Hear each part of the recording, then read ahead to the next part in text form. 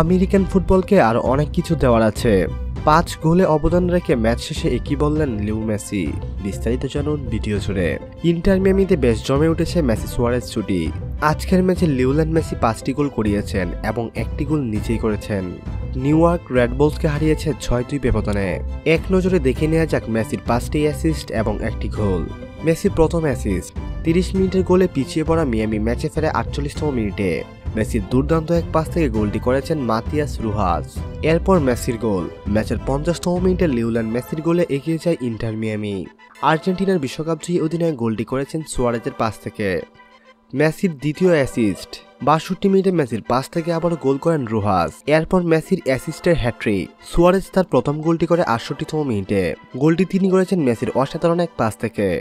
সুয়ারেজের দ্বিতীয় গোল এবং মেসির চতুর্থ অ্যাসিস্ট 75 মিনিটে নিজের দ্বিতীয় গোলটি সুয়ারেজ করেছেন মেসির চতুর্থ অ্যাসিস্ট থেকে। আবার মেসির অ্যাসিস্ট ম্যাচের 81তম মিনিটে হ্যাট্রিক পূরণ করেন সুয়ারেজ। স্বাভাবিকভাবে তার সেই গোলে অবদান রেখেছেন মেসি। এদিকে ম্যাচ শেষে সংবাদ সম্মেলনে মেসি বলেন, আমেরিকান ফুটবলকে আরও অনেক কিছু দেওয়ার বাকি আছে। আমি আমার ফুটবল ক্যারিয়ারের বাকি সময়টা আমেরিকাতেই কাটাতে চাই।